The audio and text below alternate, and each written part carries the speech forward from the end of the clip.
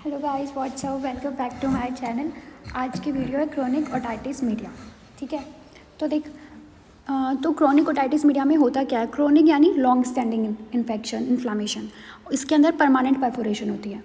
इसके अंदर discharge continue होता है, क्योंकि ये सेपरेटिव है तो डिस्चार्ज कंटिन्यू, अगर सेपरेटिव नहीं है तो डिस्चार्ज नॉट कंटिन्यू नहीं होगा। अब 3 महीने से ज़्यादा अगर परफोरेशन हो गई है, परमानेंट परफोरेशन है, तो वो क्रोनिक में आती है। और परमानेंट परफोरेशन होती क्या है कि जो टिम्पैनिक मेम्ब्रेन होता है ना, इसके इसकी 3 लेयर होती है। एक तो होती है आउटर स्क्वैमस लेयर, बीच में होती है फाइब्रस लेयर, और इनरमोस्ट लेयर होती है म्यूकस लेयर। जब परमानेंट परफोरेशन होती है ना, परमानेंट परफोरेशन होती है, तो ये जो स्क्वैमस और म्यूकस लेयर होती है ना, ये आपस में जुड़ जाती है एकदम अच्छे से। और उसके बाद फाइब्रस लेयर तो ख़त्म हो जाती है और ये स्क्वैमस और म्यूकस लेयर आपस में जुड़ जाती है, तब वो परमानेंट परफोरेशन होती है। ठीक है, अब क्रोनिक ओटाइटिस मीडिया जो होता है उसका क्लासिफिकेशन, इसके क्लासिफिकेशन एक एंशिएंट क्लासिफिकेशन है, एक मॉडर्न क्लासिफिकेशन है। एंशिएंट यानी पुराना, मॉडर्न यानी नया। एंशिएंट क्लासिफिकेशन में इसको स्क्वैमसल और म्यूकोसल, स्क्वैमस लेयर में इन्फ्लामेशन और म्यूकस लेयर में इन्फ्लामेशन के बेसिस पे स्क्वैमसल और म्यूकोसल 2 पार्ट पे डिवाइड किया है। ठीक है, स्क्वैमसल फिर से एक्टिव और इनएक्टिव, म्यूकोसल एक्टिव और इनएक्टिव, एक्टिव और इनएक्टिव। और एंशिएंट में अपन ने इसको एंशिएंट क्रोनिक ओटाइटिस मीडिया को 2 तरह से करा है, स्क्वैमसल और म्यूकोसल। स्क्वैमसल को एटिको एंट्रल बोलते हैं, एटिको एंट्रल, और ना म्यूकोसल को बोलते हैं ट्यूबोटिम्पैनिक। एटिको एंट्रल, अभी एटिको एंट्रल मिडल ईयर का आपको पता होगा, पोस्टीरियर पार्ट होता है एटाइटिक एंट्रम। तो देखो स्क्वैमसल में क्या होता है कि पोस्टीरियर पार्ट में इन्फ्लेमेशन होता है, और जो ट्यूबोटिम्पैनिक में क्या होता है, एंटीरियर इन्फीरियर पोर्शन में इन्फ्लेमेशन होता है। क्या? एंटीरियर इन्फीरियर पोर्शन में इन्फ्लेमेशन होता है। इसके अंदर पोस्टीरियर सुपीरियर पोर्शन के अंदर इन्फ्लेमेशन होता है।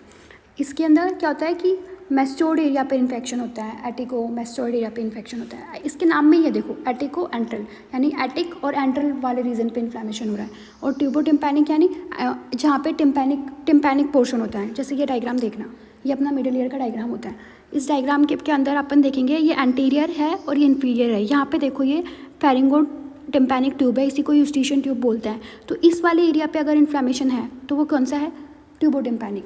और अगर पीछे वाले इस पे, ये यहाँ पे एडिटस है टू मेस्टोइड एंट्रम, ये पीछे वाले एरिया पे इन्फ्लेमेशन है, पोस्टीरियर रीजन पे इन्फ्लेमेशन है, तो ये क्या है? एटिको एंट्रम। ठीक है, अगर पीछे वाले रीजन पे इन्फ्लेमेशन है तो अपन यहाँ पे देख रहे हैं, पीछे वाले रीजन में देखो यहाँ पे फेशियल नर्व्स होती है ना, फेशियल नर्व्स है, और यहाँ पे एडिटस है, मेस्टोइड एंट्रम है। तो अगर पीछे वाले में अगर इन्फ्लेमेशन होता है, तो ये देखो यहाँ से फेशियल नर्व जा रही है, तो पीछे वाले में अगर इन्फ्लेमेशन होता है तो फेशियल नर्व में डैमेज हो सकता है, जिसके कारण वो बेल्स पाल्सी यानी फेशियल पैरालिसिस वगैरह भी, ये भी कॉम्प्लिकेशन हो सकते हैं। तो ये बहुत ज़्यादा सीवियर होता है, ये लेस सीवियर होता है। ठीक है, ये लेस सीवियर होता है। अभी देखो इसके अंदर मार्जिनल, इसके अंदर ये अभी देखा पोस्टीरियर, और इसके अंदर एंटीरियर इन्फीरियर। इसमें मार्जिनल या अटाइटिक परफोरेशन होती है, इसके अंदर सेंट्रल परफोरेशन होती है। इसके अंदर मार्जिनल या अटाइटिक यहाँ पे, इसके अंदर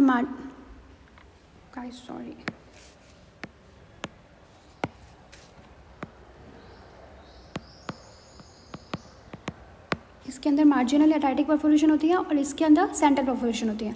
इसके अंदर यहाँ पे चूँकि यहाँ पे बोन्स है, यहाँ पे पीछे वाले एरिया में, और वो सब है, फेशियल नर्व है, तो इसमें मोर सीवियर कॉम्प्लिकेशन होती है, इसमें लेस कॉम्प्लिकेशन होती है। इसके अंदर बोन डिस्टर्ब होती है, इसके अंदर बोन इरोजन नहीं होता है। इसके अंदर बोन डिस्ट्रक्शन होता है, इसके अंदर बोन इरोजन नहीं होता है। ये मोर सीवियर कॉम्प्लिकेशन, इसके अंदर लेस कॉम्प्लिकेशन।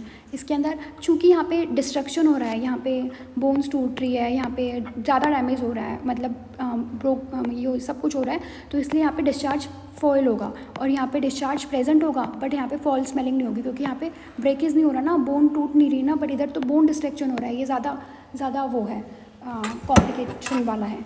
तो ये अपन ने देखा। अब ये 2 तरह के अपन ने सिंपल एक बार जनरल ओवरव्यू लिया, अपन डिटेल में भी बाद में पढ़ेंगे, ठीक है। तो अभी टिम्पैनिक मेम्ब्रेन का स्ट्रक्चर देखिए गाइस। टिम्पैनिक मेम्ब्रेन का स्ट्रक्चर मैं इसलिए पढ़ा रही हूँ क्योंकि ये अभी आगे आपको काम आएगा। अगर आपको अभी इसका स्ट्रक्चर अच्छे से पता होगा तो आपको इसकी पैथोफिजियोलॉजी पढ़ने में बहुत ही आसानी होगी। तो टिम्पैनिक मेम्ब्रेन का स्ट्रक्चर अपन को पता है। टिम्पैनिक मेम्ब्रेन की ये जो ऊपर में जो पार्स फ्लैसिडा होता है, ये पार्स फ्लैसिडा है। ये पार्स फ्लैसिडा रीजन कौन सा होता है? ऊपर का छोटा वाला पार्ट पार्स फ्लैसिडा होता है, ठीक है। और जो नीचे का ये वाला बाकी वाला रीजन है, ये देखो नीचे बड़ा pars tensa, circular area, circular disc. Pars tensa क्या होता है? ये ऊपर छोटा सा पार्ट है वो पार्स फ्लैसिडा है, और नीचे पूरा ये जो सर्कुलर डिस्क है ये क्या है? पार्स टेंसा है। ये देखो गाइस, ये इतना सा पार्स फ्लैसिडा है, और ये जो बाकी का पूरा ये है, ये यहाँ से ऐसे, ये क्या है? पार्स टेंसा है। नीचे बड़ा सर्कुलर डिस्क पार्स टेंसा है। और जो यहाँ पे ये जो स्ट्रक्चर है ना, ये ऐसे, ये सर्कुलर रिम है, एंटी, ये मतलब सेंट्रल पॉइंट, ये देखिए एनुलस होती है ना, ये पेरिफेरल एज पे जो ये रिम है, रिम मतलब कि कान के अंदर टिम्पैनिक, ये जो टिम्पैनिक मेम्ब्रेन होती है वो टिम्पैनिक सल्कस यानी बोनी वॉल में जिसके थ्रू घुसी हुई होती है। एनुलस क्या होता है कि ये देखिए जो पार्स टेंसा है इसको होल्ड करती है बोनी वॉल के अंदर। ये देखिए एनुलस टिम्पैनिक मेम्ब्रेन के पेरिफेरल एज पर होता है। टिम्पैनिक मेम्ब्रेन को मिडल ईयर की बोनी वॉल में फिट करता है। मतलब समझ में आया कि टिम्पैनिक मेम्ब्रेन ये जो यहाँ पे टिम्पैनिक मेम्ब्रेन की बोनी वॉल, मतलब मिडल ईयर की बोनी, क्या बोलते हैं, मिडल ईयर की बोनी वॉल है, और ये टिम्पैनिक मेम्ब्रेन है। तो ये जो एनुलस होगा इसके थ्रू ये इसके अंदर फिट बैठता है, इसके अंदर इसके बैठता है, फिट बैठता है टिम्पैनिक सल्कस के अंदर, ठीक है, और स्ट्रॉन्ग सपोर्ट देता है। और अभी अपन ये देख लिया। फिर आते हैं अपने पास यहाँ पे ये अम्बो होता है, जो सेंट्रल, ये जो अम्बो जो सेंट्रल पोर्शन होता है जो कि पार्स टेंसा के थ्रू सराउंडेड होता है, ठीक है। और तो ये जो है मेन इसके पार्ट्स हैं जो आपको पता होने चाहिए। अब गाइस जो पार्स फ्लैसिडा होता है ना और पार्स टेंसा, इनके अंदर एक डिफरेंस होता है कि पार्स फ्लैसिडा जो होता है ना थिन होता है और है ना ये एनुलस के द्वारा सराउंडेड नहीं होता, और जो पार्स टेंसा होता है ना वो थिक पोर्शन होता है और एनुलस के द्वारा सराउंडेड होता है, और एनुलस तो सपोर्ट देता है, और पार्स फ्लैसिडा थिन भी है और उसको सपोर्ट भी नहीं है। और थिन इसलिए क्यों है? क्योंकि जो 3 लेयर होती है ना उनमें से फाइब्रस लेयर यहाँ पे पतली होती है, और इसके अंदर तीनों लेयर अच्छी खासी उसकी विड्थ की होती है। देखो टीएम 3 लेयर से बनी होती है, outer squamous, middle fibrous, inner mucosa.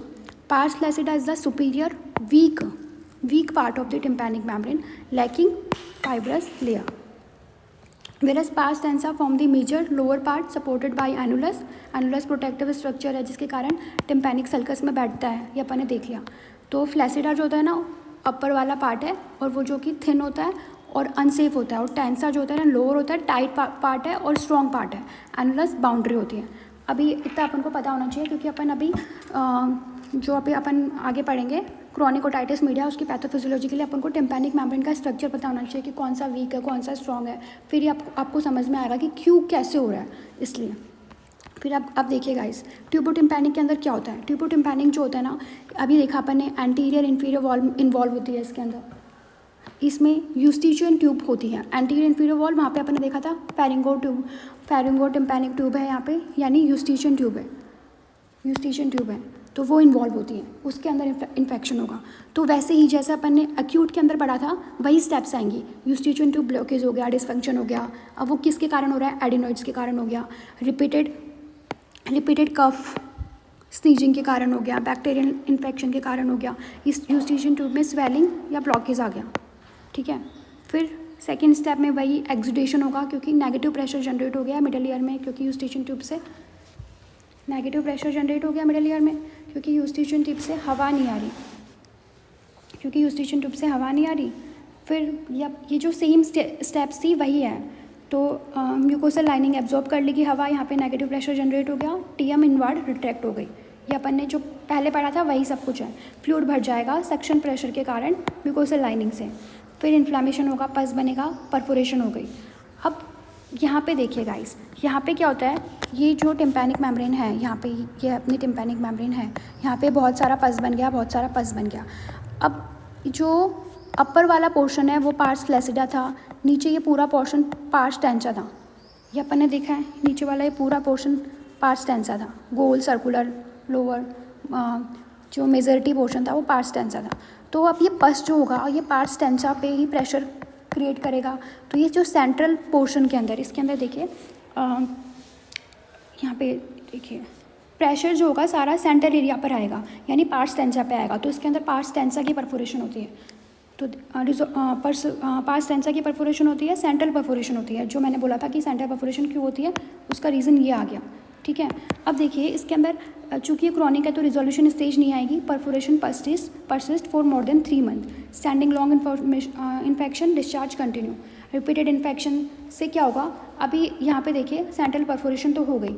अब ये परफोरेशन अभी परमानेंट बनी नहीं थी, बट ये परमानेंट बन जाएगी क्योंकि ये हील ही नहीं हो रही है। और जो परमानेंट परफोरेशन का था कि फाइब्रस लेयर हट गई है और ये दोनों स्क्वैमस और म्यूकस आपस में जुड़ जाती है तो परमानेंट परफोरेशन हो जाती है। तो ये क्या होता है कि रिपीटेड इन्फेक्शन के कारण क्या होता है कि फाइब्रस लेयर डैमेज हो जाती है, उसका नेक्रोसिस हो जाता है, ब्लड सप्लाई रिड्यूस, तो परमानेंट परफोरेशन होती है, इसके कारण परमानेंट परफोरेशन हो जाती है। अब देखिए यहाँ पे देखिए कि इसके अंदर ये अपन ने देखा था, ये टिम्पैनिक मेम्ब्रेन है, यहाँ पे प्रेशर क्रिएट हो रहा था, ये अपना ऐसा था, ये ऊपर पार्स क्या है, फ्लैसिड है, ऊपर ये वाला क्या है, पार्स फ्लैसिडा, ये नीचे पार्स टेंसा, यहाँ पे प्रेशर क्रिएट हुआ तो यहाँ पे सेंट्रल परफोरेशन होगा और ये परफोरेशन परमानेंट भी बन जाती है क्योंकि रिपीटेड इन्फेक्शन के कारण फाइब्रस लेयर डैमेज हो जाती है। अब देखिए गाइस, यहाँ पे एनुलस क्या था, एनुलस यहाँ पे था, ऐसे एनुलस था ना, जो इसको पार्स फ्लैसिडा को तो कवर नहीं कर रहा था, पार्स टेंसा को कवर कर रहा था और बोनी सल्कस के अंदर इसको बैठा रहा था। तो क्या होता है कि यहाँ पे इसमें पार्स टेंसा के अंदर परफोरेशन हो रही है, बट जो एनुलस तो होता है ना वो तो इंटैक्ट ही रहता है। Annulus remain safe here. किसकी बात चल रही है, ट्यूबोटिम्पैनिक में पढ़ रहे हैं कि पार्स टेंसा में परफोरेशन होता है, सेंट्रल परफोरेशन है, बट पार्स ये एनुलस इंटैक्ट ही है। इसके अंदर एनुलस इंटैक्ट क्यों है, क्योंकि वहाँ पे डेंस फाइब्रस टिश्यू है, ब्लड सप्लाई ज़्यादा है, बोन के साथ एंकर्ड है, इसलिए इन्फेक्शन एज तक आसानी से पहुंचता नहीं है, नीचे तक नहीं पहुंचता। प्रेशर तो सारा यहीं तक ही था ना, तो यहीं पे यहाँ पे बोन है, बोन के साथ है ना, बोनी सल्कस में फिट हो रहा है, तो यहाँ तक मतलब इन्फेक्शन पहुंचता नहीं है, तो ये इंटैक्ट रह जाता है। बट ये वाला जो पोर्शन है पार्स टेंसा का सेंट्रल पोर्शन, वो इन्फेक्ट होता है और इसलिए वहीं पर परफोरेशन होती है। तो इन टिम्पैनिक सीओएसएम के अंदर क्या होता है, perforation occurs in pars tensa due to maximal pressure and inflammation at centre, while annulus remain intact. ये दोनों पॉइंट इंपॉर्टेंट है। अब कॉजेज़ क्या थे इसके, कि एक्यूट ओटाइटिस मीडियाई ठीक नहीं हुई, जो अपन ने देखा ऊपर है ना, तो वो यूस्टेशन ट्यूब से टीबी या अदर इन्फेक्शन पहुंच गया, एलर्जी किसी भी कारण से, तो सेंट्रल पार्स टेंसा परफोरेशन से मिडल ईयर मिकोसा बाहर के एनवायरनमेंट के कांटेक्ट में आ जाती है, रिपीटेड इरिटेशन। हाँ, तो गाइज यही मैं वापस बता रही हूँ कि देखो सेंट्रल पार्स टेंसा परफोरेशन होगी, किसके अंदर होती है सेंट्रल पार्स टेंसा परफोरेशन, जो अभी अपन ने पढ़ा ट्यूबोटिम्पैनिक, इससे मिडल ईयर मिकोसा बाहर के एनवायरनमेंट के कांटेक्ट में आ जाती है। ये देखिए, तो ये जो मिडल ईयर की म्यूकोसा है वो बाहर के एनवायरनमेंट के कांटेक्ट में आ जाएगी। ठीक है, तो पस डिस्चार्ज होगा, मॉइस्चर इन्फेक्शन, इससे मिडल ईयर की म्यूकोसा क्रॉनिकली इन्फ्लेम्ड हो जाती है, blood vessel size dilate, new capillaries बन सकती है, ग्रेनुलेशन टिश्यू डेवलप हो सकता है। अभी देखना, अभी हमने पढ़ा कि इसके अंदर सेंट्रल परफोरेशन है, यहाँ पे अंदर म्यूकोसल लाइनिंग होती है, अपन को पता है मिडल ईयर के अंदर ये म्यूकोसल लाइनिंग है।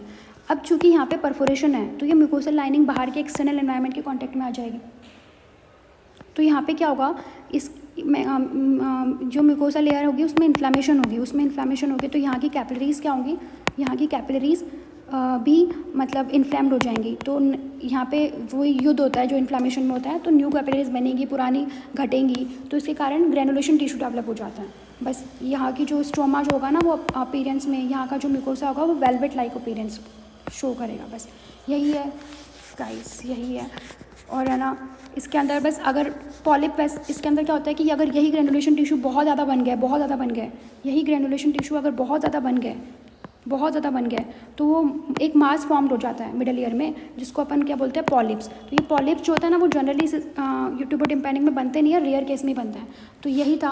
अब इसके क्लिनिकल फीचर्स क्या थे, ईयर डिस्चार्ज हो रहा है, म्यूकोपुरुलेंट या पुरुलेंट हो सकता है, हियरिंग लॉस होगा, परफोरेशन देख लिया अपन ने, सेंट्रल थी, एनुलस इंटैक्ट था, और अपन ने देखा नॉन फाउल स्मेलिंग है इसके अंदर, क्योंकि इसके अंदर ब्रेकेज नहीं हो रहा, इसके अंदर सिर्फ इन्फ्लेमेशन थी।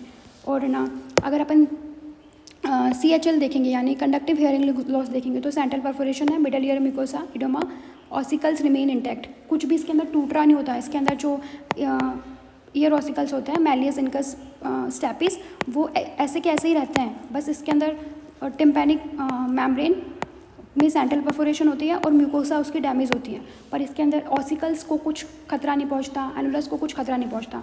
टीएम फाइंडिंग में अपन देखेंगे, टिम्पैनिक मेम्ब्रेन फाइंडिंग में central perforation, annulus intact, no attic marginal perforation. Middle ear mucosa changes, mucosa red velvet appearance हो जाती है, अपन को पता है। पेन इसके अंदर एब्सेंट है यूजुअली, पेन आए तो सेकेंडरी इन्फेक्शन। और ना वर्टिगो यानी क्या होता है, फेशियल नर्व कॉम्प्लिकेशन नहीं होगी इसके अंदर, क्योंकि फेशियल नर्व तो इधर है ही नहीं ना, पोस्टीरियर वाले रीजन में होती है, तो वो किसके अंदर आएगी, उसके अंदर एटिकोएंट्रल वाले के अंदर। तो यही अपना ट्यूबोटिम्पैनिक अपन ने पढ़ लिया गाइस, होप आपको समझ में आया हो। अभी अपन ट्यूबोटिम्पैनिक हो गया है, अभी मैं नेक्स्ट वीडियो में आपको वो बताऊंगी एटिकोएंट्रल।